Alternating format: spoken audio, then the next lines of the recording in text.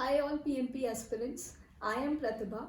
As we are currently covering agile topics, it becomes imperative for us to understand what are agile teams, what are the characteristics of agile teams, what is the type of leadership which is best suited in agile methodology, which we know is servant leadership. Then the next question comes in our mind is who is servant leader? Why servant leadership is best suited for agile methodologies? Now, these are some major questions which I would like and I would try to answer through my video today. In case if you have not gone through the videos which we have created on Agile series before, I would request you to brush up your concepts. I have dropped the link of those videos in the description box below. Please brush up your concepts. So for all of those who is watching my videos for the first time, just for the introduction part, I have passed my PMP exam last month only with about target in all three domains, and these videos are my attempt to help you with your PMP preparation. Secondly, we would also be covering all major topics which can help you in with your PMP preparation. Now coming to today's topic, which is servant leadership. So who is a servant leader? Servant leader, as the name suggests, is the one who is serving the team. Now the question comes in our mind is how he is serving the team. So servant leader is the one who is actually looking after the well-being, growth and development of the team. Now the next question comes in your mind is how he is helping, how servant leader is helping in the growth, well-being, development of the team. So servant leader helps these teams through facilitation. Servant leader helps these teams through removing any organizational impediments which they are facing, and by doing many other things like coaching those teams, like mentoring the team members, which can help in the well-being of these teams. Now let's take an example here of facilitation, which I just mentioned. So how facilitation helps agile team? For example, in today's agile environment, uh, in most of the projects, team needs to interact with multiple verticals. They need to interact with multiple external and internal stakeholders. So there is need of fostering communications within these departments and between these departments. So through this facilitation, what servant leader is trying to do, he is trying to build a knowledge sharing session. He is trying to build an informal dialogues within these teams and between these departments. He is trying to remove any communication bottlenecks which is there within these teams or within the organization. He is trying to build an informal dialogue. He is trying to encourage these knowledge sharing sessions more. If within these team there exists any point of dispute, then with these sessions, with these fostering of communication through facilitation, servant leader helps in problem solving. So this is the one task which servant leader performs, which is of facilitation, which helps in the well-being, growth and development of the team and the organization at large. Now, the second question we might ask is why servant leader is responsible for the well-being of these agile teams? Isn't each individual should be responsible of their own well-being, growth and development? Now we know we need to understand how agile teams are formed and what are the characteristics of these agile teams. So the two major important characteristics of an agile team is, first is these are self-managed teams. So they can manage their workflow and they can deliver the valuable product and they are not dependent on any leader. So that is why they are self-managed, because they can take their decisions on their own and they can manage their workflow on their own. Second thing is which is another important characteristic of an agile team is they are cross-functional teams. So if I have to take an example here, within an agile, within a software industry, if I have to see what is the composition of an agile team, then it might look like it would have a business analyst who is helping in requirement gathering. It would have a quality analyst who is doing the testing. It would have a developer or any other role which can help in delivering the software or any product which the team is working upon. Now, because this team is cross-functional team, they have all the intellectual capital within the team itself, and they are not dependent upon any external stakeholders for the development of that product. So that is why, big one, because they are self-managed, and second, because these agile teams are cross-functional. They can take their own decisions and they can deliver the valuable product often. Now the role here of servant leader is to not take any decision on the behalf of these teams. The role of a servant leader is to enable these team members to take decisions, to help these team members to come through any impediments which they are facing. So that is how servant leader is best suited within an agile team. Now, if I have to take some more examples here, let's say the one task which I mentioned, one role and responsibility of an servant leader which I mentioned is facilitation. So within the facilitation, what we have seen is here the servant leader is trying to build he's actually trying to build an impartial bridge between various departments so that knowledge sharing sessions can be promoted, it can be fostered, any communication bottlenecks which is there, it can be removed, and agreeable solution can be reached. So this is the one thing through which the servant leaders is helping agile team. Second task which the agile leader is performing is removing the organizational impediments. Now, how servant leader is removing organizational impediments? For example, if within any vertical there is a need of an extensive documentation, then because servant leader is so acquainted with agile values and agile principles, he can get into a dialogue with these teams, and with having a shared understanding of how the documentation should look like, and if we reduce the documentation part, then how it would help agile teams in delivering the more valuable work often.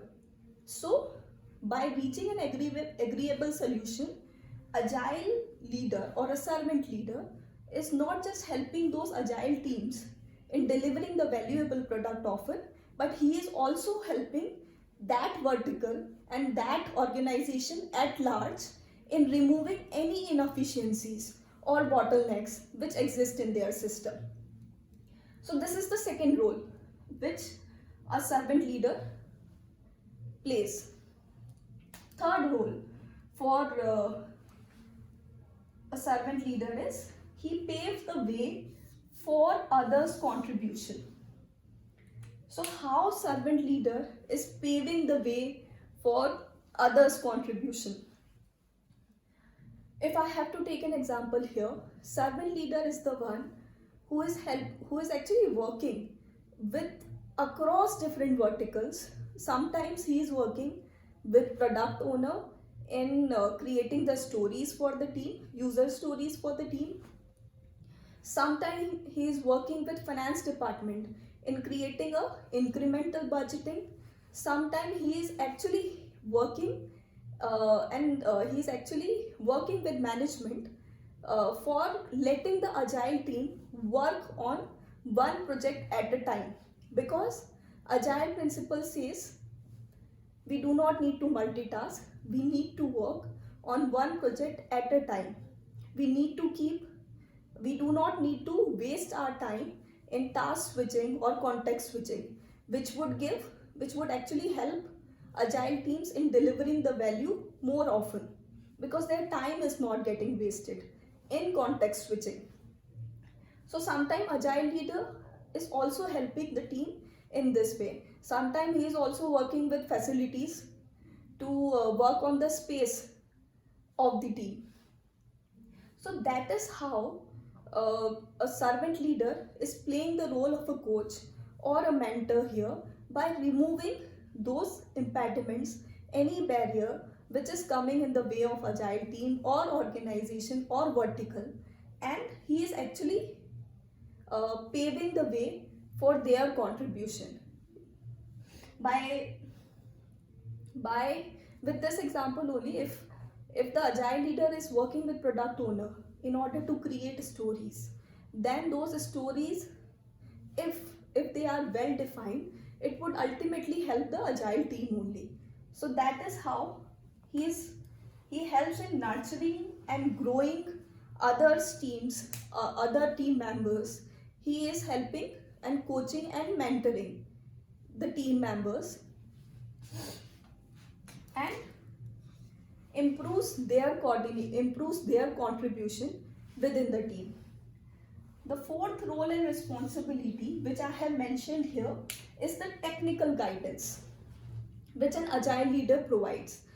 Agile leader, through his experience, could have more technical knowledge of project management concept or any other concept which the team member might not be that experienced enough. So he can provide technical guidance, he can provide those mentorship, he can provide those trainings to those team members, which would help and enable them to do their work better. So this is another role and responsibility of a servant leader.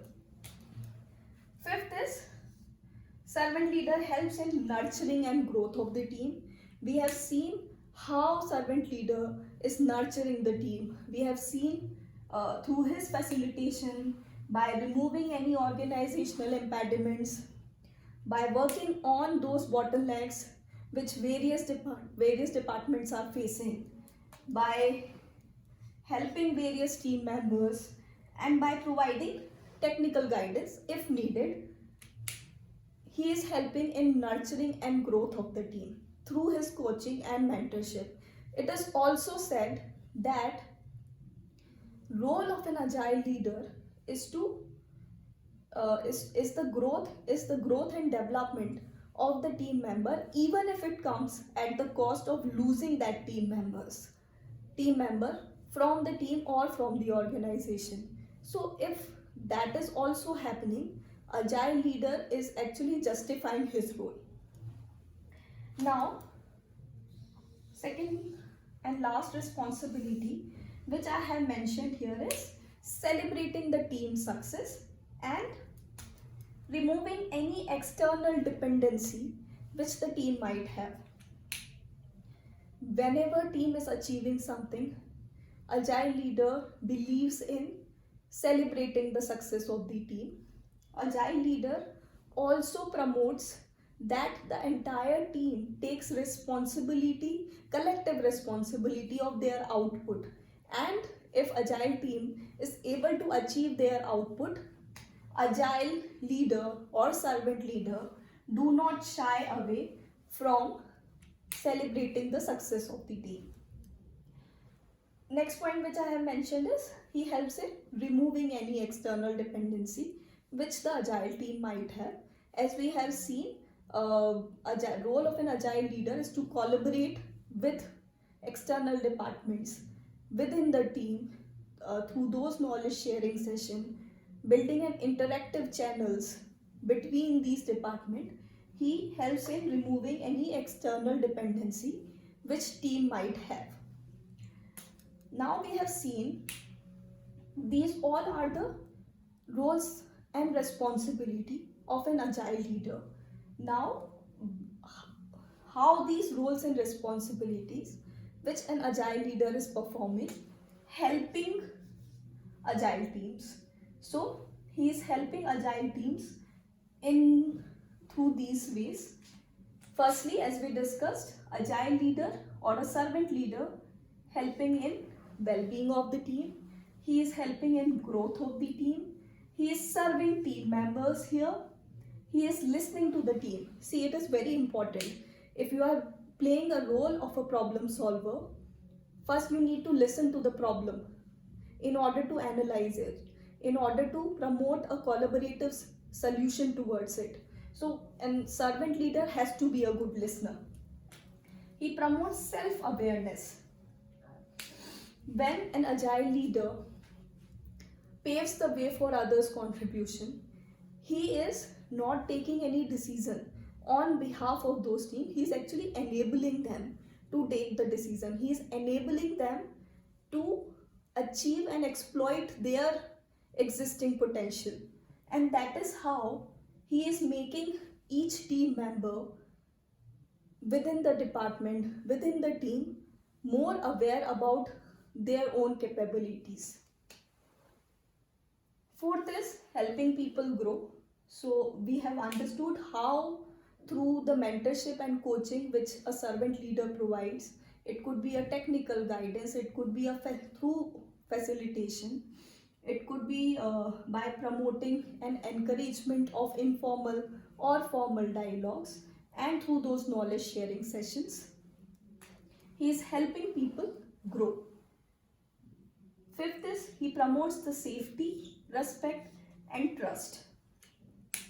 If agile teams are self-managed and if they are taking collective ownership of the output which they are going to deliver, they need to respect each and every team member they are working with. So this is the another role which an agile leader plays. He develops trust within the team. If the team doesn't have trust within each other, they cannot take collective ownership of the output. Without this, they will start blaming each other that he or she is accountable for team not able to achieve the output instead of taking collective ownership. Sixth is he promotes the energy and intelligence of others. As we have discussed, by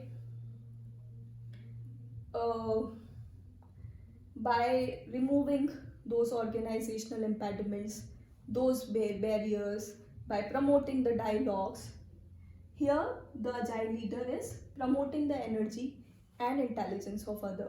One more example which I wanted to take here is when we say he paved the way for others' contribution or he removed organizational impediments, because agile leader is aware of what agile principles and values are, he can get into a communication or a dialogue with these teams and he can make them understand. So let's say he can make them understand what is more valuable for you, delivering a valuable working product with some features in a regular intervals of 2 weeks, or getting your product developed in a period of 6 months, 8 months, 12 months or more. By making them understand the values of agile methodology, he can actually help agile teams in delivering the values more often. So that is also one of the role which an agile leader plays. Now, as we have discussed what is servant leadership is all about, we have discussed who is servant leader, what are his roles and responsibilities, how he is best suited for agile teams. It becomes important for us to understand what are the characteristics of agile teams.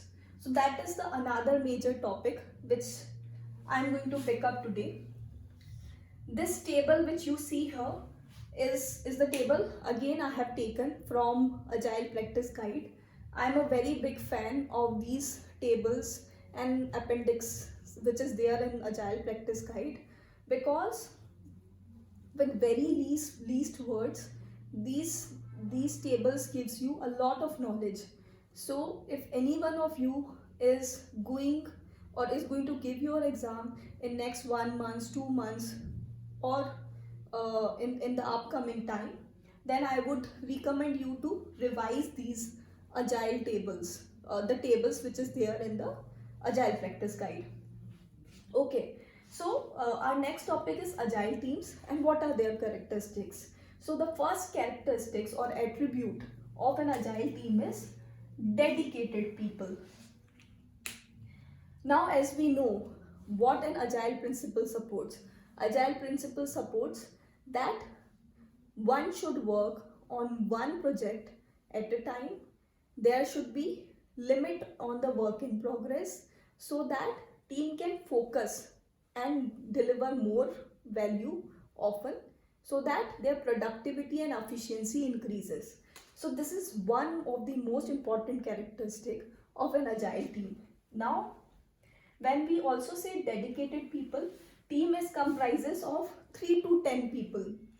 Why 3 to 10 people? Why not more than that? Because if you increase the number of the team members, then the communication inefficiencies can increase.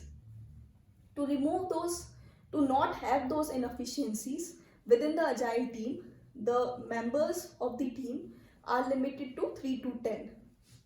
Okay. Now, the second important characteristic of having a dedicated people, or the benefit of having a dedicated people, is it gives the focus and it improves the productivity. So because the team is working on one task at a time, they can focus on it and it would also improve their productivity. Third thing is limiting the work in progress. We know that if you go through my previous video, I have explained how within the Kanban board we keep a watch on the work in progress items, because we want teams to focus on some items, deliver them, test them and make them a developed feature before they pick up more features from the pending items. This is because we do not want our team to remain or to get into a mini waterfall sort of a system. Second thing is these teams are cross-functional.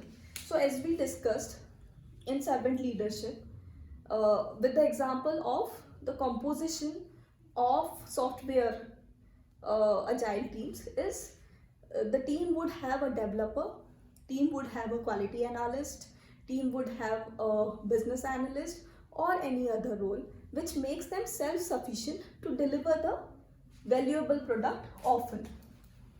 So what is the advantage of having a cross-functional team within the agile team is they can deliver the product often because there is no external dependency. They can deliver the finished value more often, and they can do the rapid product development. Again, why? Because there is no external dependency. Team is self-sufficient.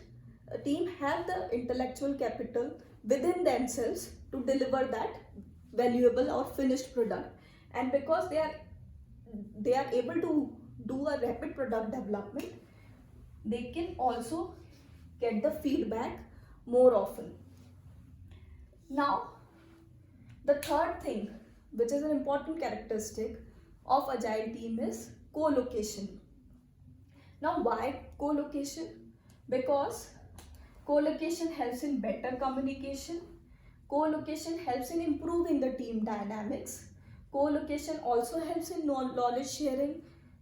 We know that if team members are sitting together, there are many things which team members learn through just eavesdropping, because two other team members were discussing a problem and I didn't even pay attention to the discussion going, but still just through eavesdropping I learned what their problem was, and because of this knowledge sharing promotion which happens in co-location. This is one of the characteristic which is supported in agile team composition.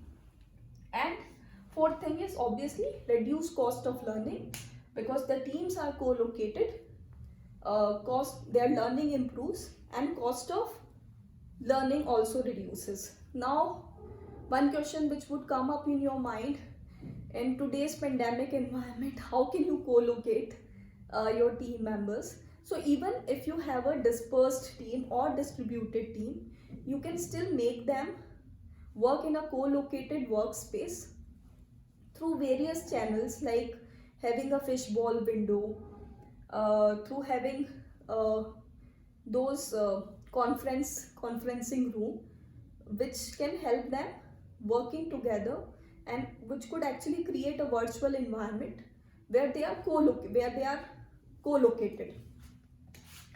Fourth is mixed team. So how it is a mixed team? Mixed teams because the team has both. They have a specialist also, a dedicated person who is an expert into one field, and they have a generalized person also. So because the team has both specialist and generalized person, that is why they have the mixed team composition. So a specialist can give you a dedicated expertise on one subject, and a generalist gives you a flexibility because he has breadth of experience in one area, but he can also help in other areas because he has some knowledge of those areas. So generalist gives you a flexibility, and that is how this two terms of I-shaped people or T-shaped people comes into play, which we would discuss into our next topic in detail.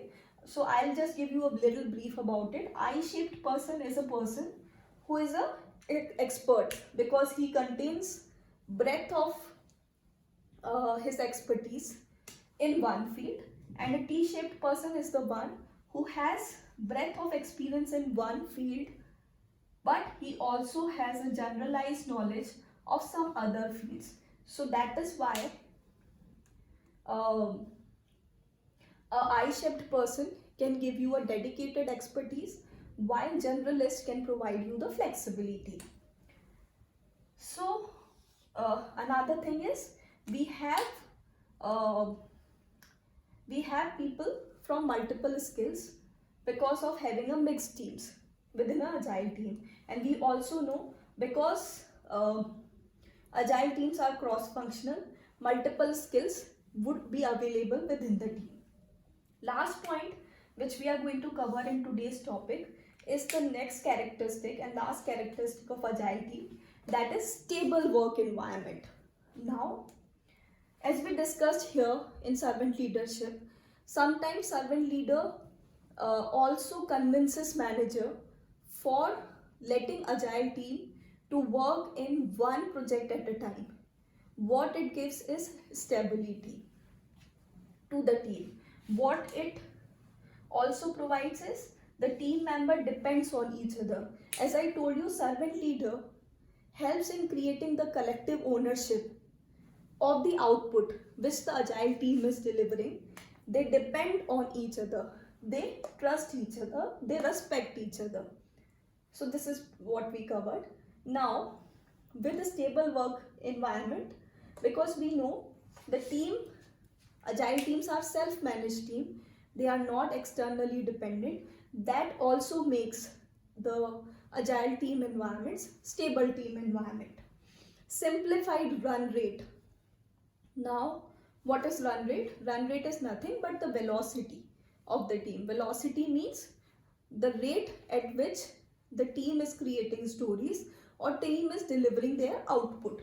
So that is also calculated in a very simplified fashion within agile teams. And second and last point is preservation of capital, because there is no external dependency. All the team members are working on one project. Preservation of intellectual capital also remains there. So these are the two topics which we have discussed today. I hope you understood the questions which we are trying to attempt to answer uh, through this video, and please do share your feedback with me in case you like the video, in case if there is something which I need to work on or improve upon, then also please do share your feedback with me. Thank you so much.